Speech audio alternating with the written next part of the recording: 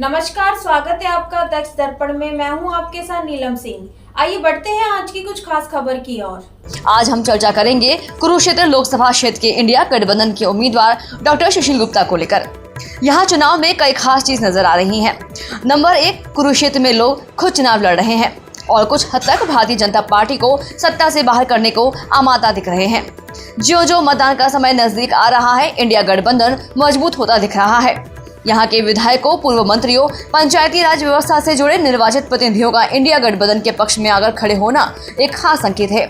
और संकेत यह है कि हरियाणा में भाजपा के दिन लदने वाले हैं। कुरुक्षेत्र का असर अंबाला और करनाल में भी देखने को मिलेगा।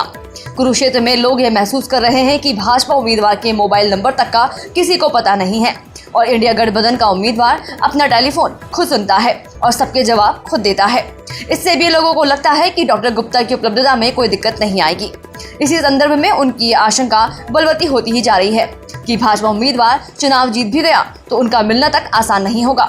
विशेष बात यह है कि हल्के में बहुत लोग यह महसूस करते बताए गए हैं कि भाजपा प्रत्याशी दबाव में चुनाव लड़ रहे हैं और चुनाव प्रचार में भी पिछड़ गए हैं। भारतीय जनता पार्टी का शहरों में असर देखने को मिल रहा है, वह भी पहले की तुलना में कम।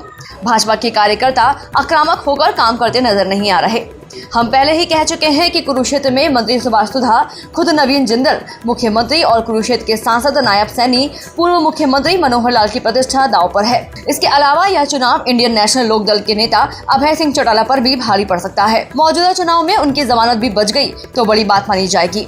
यह आकलन उन सब लोगों का है जिन्होंने हल्के को हल्के में जाकर समझा है। जाट मतदाताओं की बात करें तो पहली बार ऐसा देखने को मिल रहा है कि वह करनाल में पंजाबी उम्मीदवार को, सोनीपत में ब्राह्मण उम्मीदवार को, भिवानी महेंद्रगढ़ में यादव उम्मीदवार को और कुरुक्षेत्र में अग्रवाल उम्मीदवार को जाति पाति से ऊपर उठकर आक्रामक होकर वोट देता नजर आ रहा है और उम्मीदवार का मुखर होकर समर्थन कर रहा है।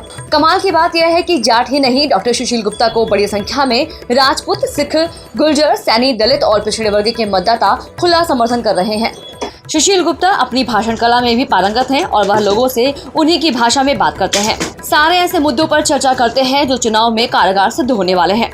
इनमें किसान आंदोलन, महिला पहलवान प्रकरण, किसानों पर गाड़ी चढ़ाने वाला मामला ही नहीं, हरियाणा के मंत्री संदीप सिंह के प्रकरण को भी प्रमुखता से उठाते हैं और लोगों की सहानुभूति बटोर ले जाते हैं। डॉक्टर सुशील गुप्ता चुनाव पर पूरा नियंत्रण ही नहीं रख रहे बल्कि नजर भी रख रहे हैं। गलतफहमी के शिकार नहीं है कोई भी व्यक्ति श्री गुप्ता को गुमराह नहीं कर सकता, उनके कान नहीं भर सकता।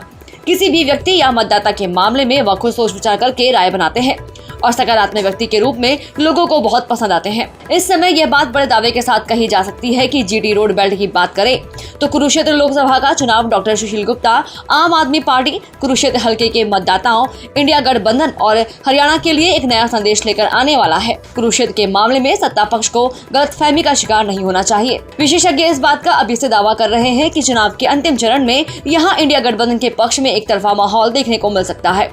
जानकार यह मानकर चल रहे हैं कि इस समय भाजपा का कार्यकर्ता भी यह समझ गया है कि अब पार्टी की स्थिति लगातार खराब होती जा रही है।